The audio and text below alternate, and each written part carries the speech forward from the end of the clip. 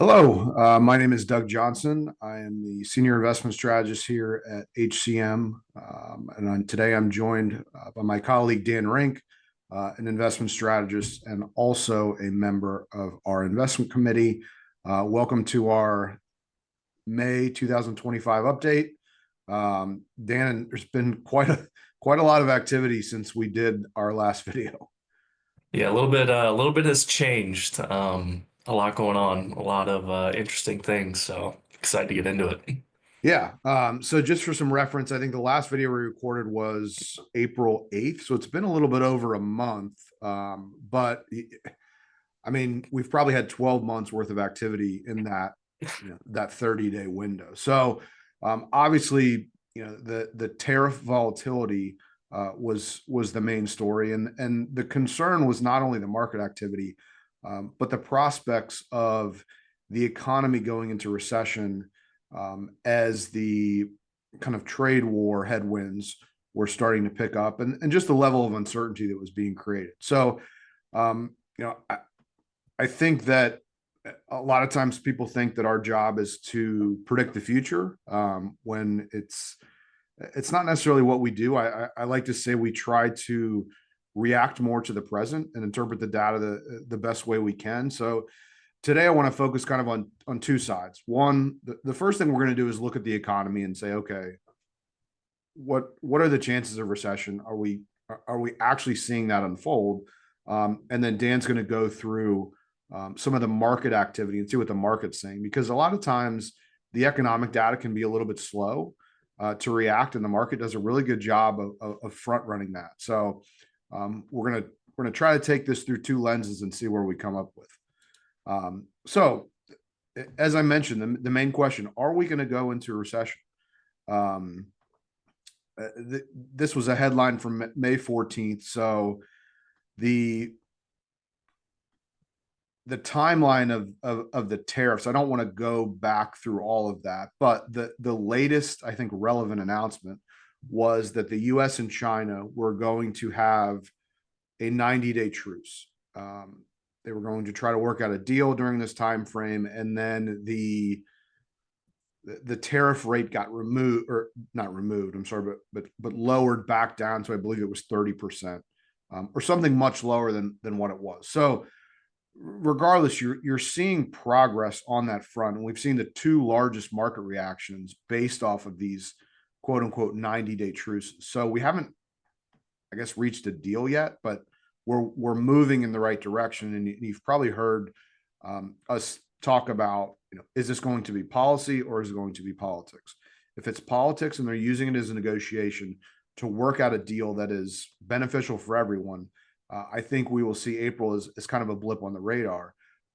If this becomes entrenched policy, I think you're bringing in a lot more. We'll call them negative outcomes. But for now, here's a headline: Goldman Sachs, Barclays, J.P. Morgan, they all walk back their recession forecasts after this 90-day truce. And we've also seen now fewer Fed rate cuts expected. So you had all these, brokerage firms saying, okay, we're increasing our recession odds, and they turn around right after this announcement and walk them back down. So what are they maybe seeing? Let's take a look. So one of the big headlines that came out over the past few weeks was the GDP print. So it was, I believe, negative 0.3, which, I don't think we've had a negative GDP print since the middle of 2022.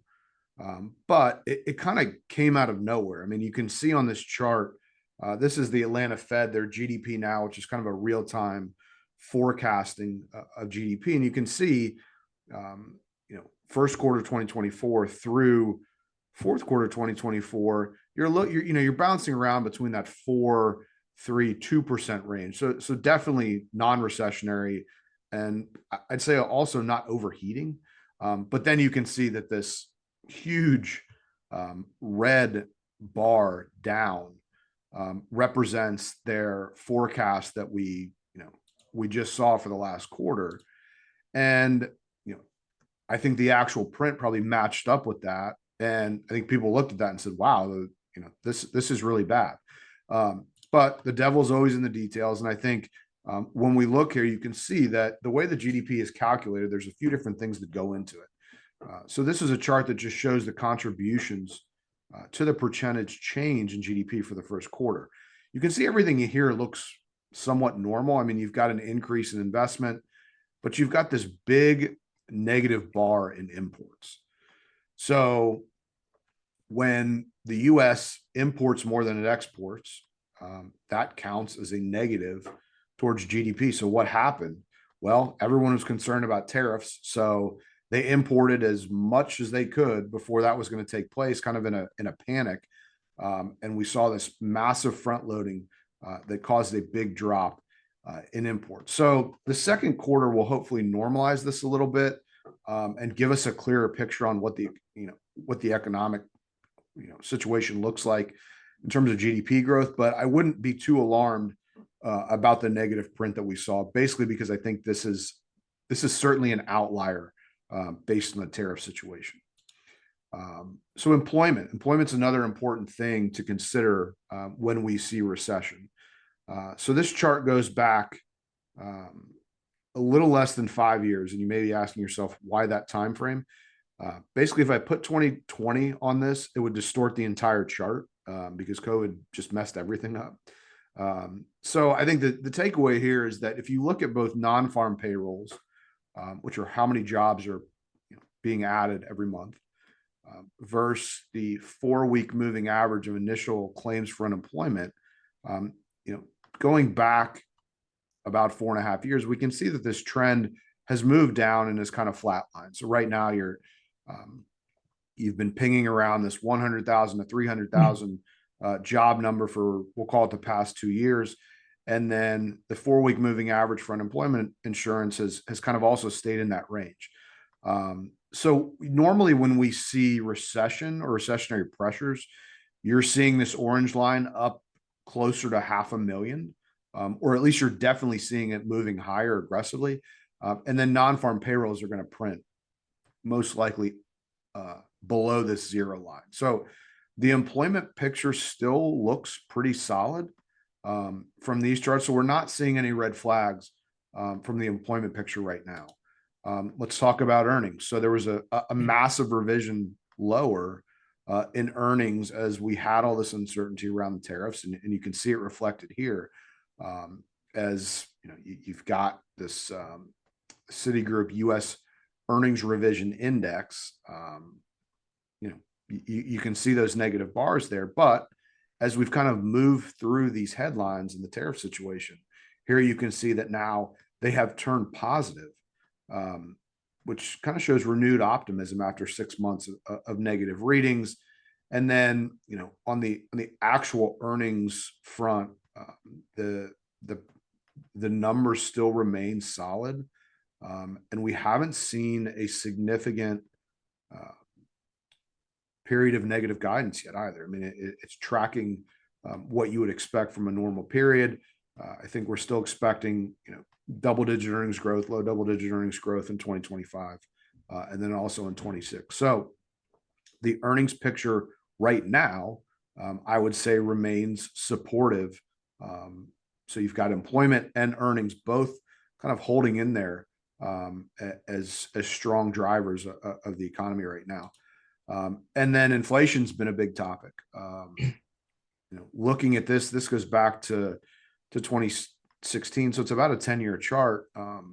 There's been a lot of concern about inflation reigniting. You've heard the Fed talking about how they're reluctant to cut rates because they, I think, are a little bit gun shy after what happened in 2022 when they were very, very late to the game. I mean, when, you have to remember back, CPI was running almost 8%, and the Fed funds rate was, I think, around 25 basis points or 50 basis points, and they would not move off of that, surprisingly. And now I think they're a little bit reluctant to go the other way with concern about reigniting inflation. But if you look at CPI, again, we see these numbers continuing to trend lower, and the latest prints for both CPI, which is consumer price index, and then PPI, which is a producer price index, were both what I would say cooler numbers.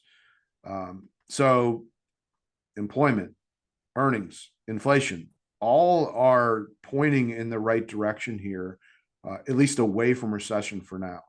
And then if we look at yields, on the heels of inflation, we can see that the 10 years moved up a little bit, but again, we're almost right where we were a year ago.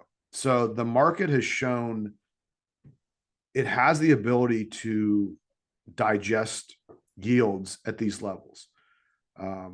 If we were to move higher, maybe close to 5%, I think you might start to see some indigestion in the market. But we've settled in this range between I'll say 420 and 450 ish now for the better part of 6 months. And again, based on the Fed guidance and everything that we've seen, this seems to be kind of a comfortable trading range for yields. And I think stable yields are certainly a positive for the market. So from an economic standpoint, I don't know that right now we're seeing a lot of pressure on the recession front. Now that can change quickly, but again, we're not really in the job of necessarily predicting things. We want to interpret the data as it comes in. And right now, I think you have an economic backdrop that remains more resilient than I think than most people expected.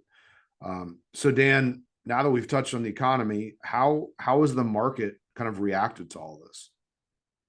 Well, a lot of economic data is coming in strong, and the market is following it. We had a 21% drawdown on the Liberation Day tariff snafu, and we're recovering just as quickly.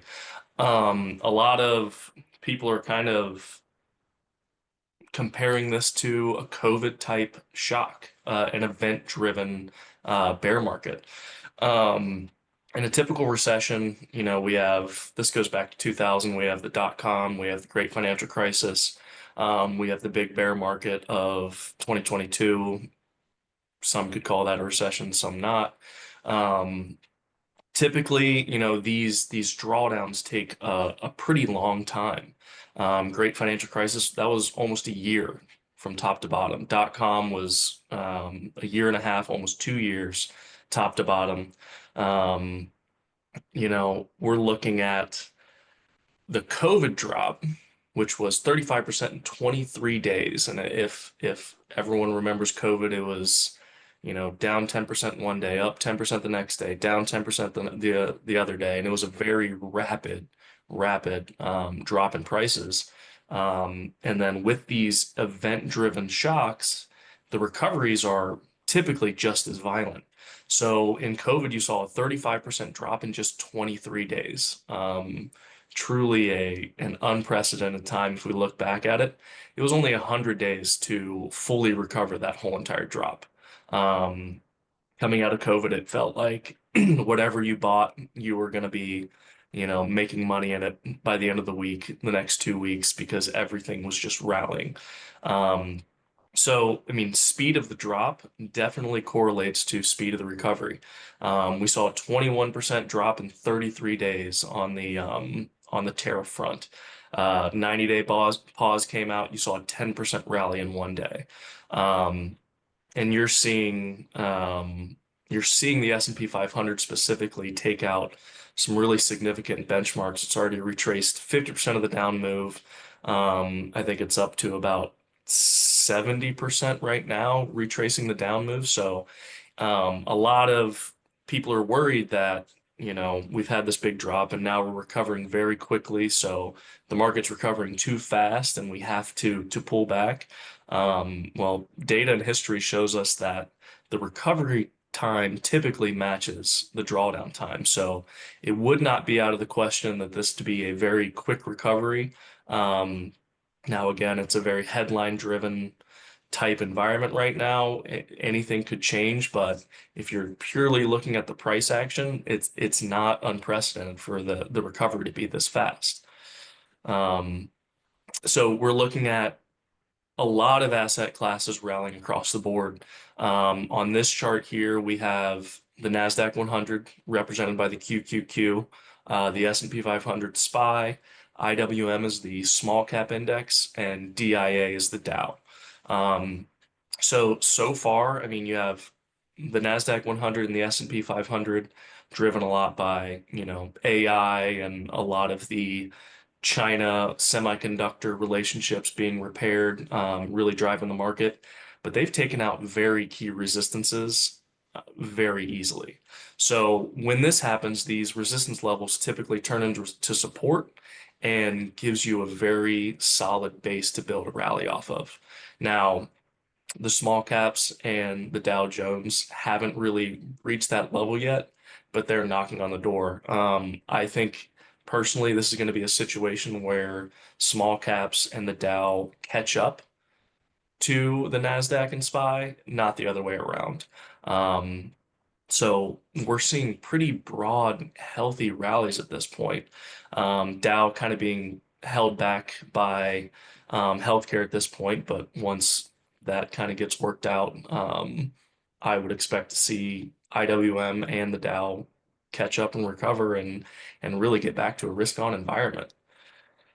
Um, and the recovery has been unprecedented. So only 6 times through history, back to I think 1960, has the S&P 500 in a 25-day period advanced more than 18%. That is a huge rally in a month. So this shows all instances in which the S&P 500 has rallied over 18% in just 25 days.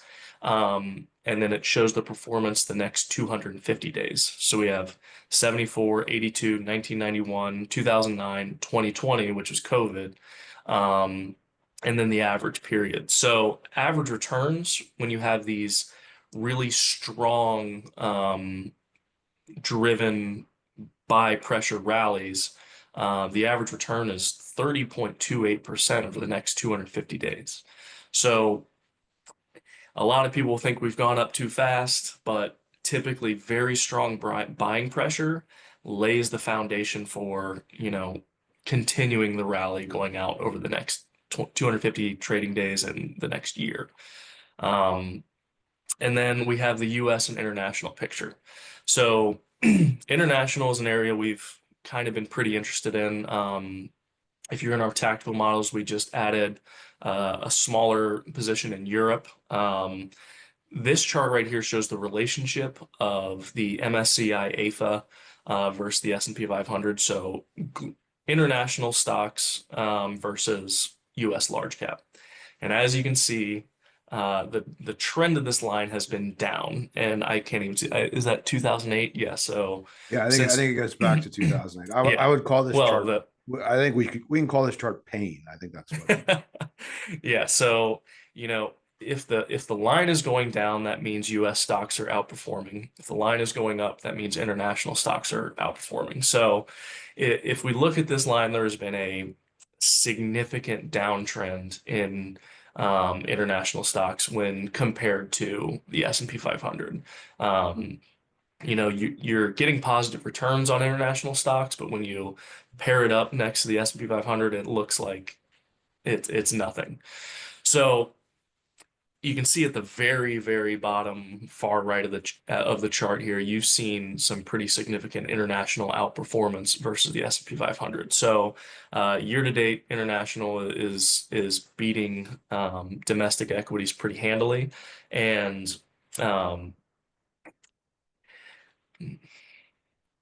so we've said this before. Say it. Go ahead, say it. So we've added to Europe. We really like the international space, but we're being very cautious with it. We're up against this downward trend line. If the trend line breaks, you might see a potential for a regime shift. The main thesis of the trade is kind of the macro backdrop. Valuation is much more attractive abroad, internationally, specifically in Europe. And you have a different macro picture. So if you pulled up, the financial conditions of the United States versus the financial conditions in Europe, you would see tighter financial conditions at home and slightly looser financial conditions abroad. So in Europe, you have a lot of countries cutting rates already. A lot of people say Jerome Powell is behind the eight ball. I don't believe so, but um, uh, in Europe specifically, central banks in Europe are cutting rates. They're doing their own versions of QE. They're trying to stimulate the economy. So we have valuation on our side. We have fiscal help from the governments really trying to bolster that domestic being Europe production. So you have the governments really trying to spur economic growth. The financial conditions are a lot looser. You have this downward trend line that has persisted for way too long, and we're going to be very cautious as investors have been burned by this for a very long time. But we could potentially see a situation where Europe and the world are really starting to compete more handily with US stocks. Um, and then back to the US, breadth thrusts are something we follow closely when we're looking at making the decision if we're looking at a bear market rally or an actual bottom. So we follow about 10 breadth thrusts, and we make sure that if there is a bottoming process, we're seeing confirmation by way of breadth thrusts. So this chart shows two more widely followed breadth thrusts, the DeGraff breadth thrust and a Zweig breadth thrust. Those probably mean nothing to a lot of people, but we can dig into that if you have questions. So coming out of the bottom, we triggered both of these breadth thrusts, along with I think we're up to five right now, five of our 10 that are triggering pretty I strong think it's breadth. actually up to six. Six? Okay. So we're seeing a lot of breadth thrusts, and that's showing us a lot of confirmation that this is looking less like a bear market rally and more like an actual bottoming process.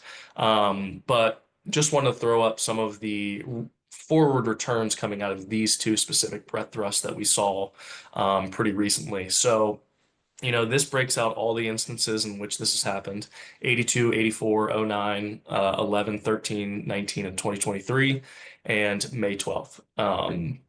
So if we look at the average numbers, 1 month out, 86% of the time it's positive. 6 months out, 100% of the time it's positive with an average return of 16%.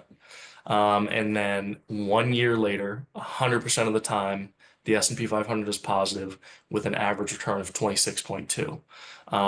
Now the S&P 500 returns on average 9 to 11%. If we can get 26, that it's obviously a very strong environment. So when a lot of people are talking about, hey, this is a bear market rally, well, we are seeing a lot of information saying that this market is actually putting in more of a bottoming process. And we have a lot of data to back it up. Like Doug said, we have six breadth thrusts.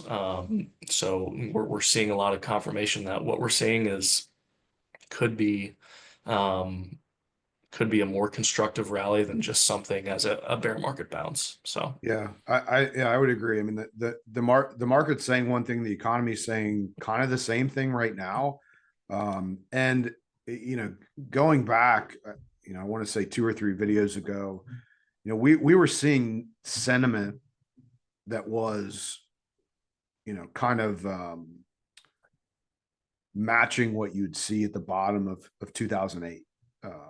Where you had a 50% sell off. it was world ending style sentiment that we were seeing. I think the sentiment had just gotten so negative that people were overdoing it with the sentiment.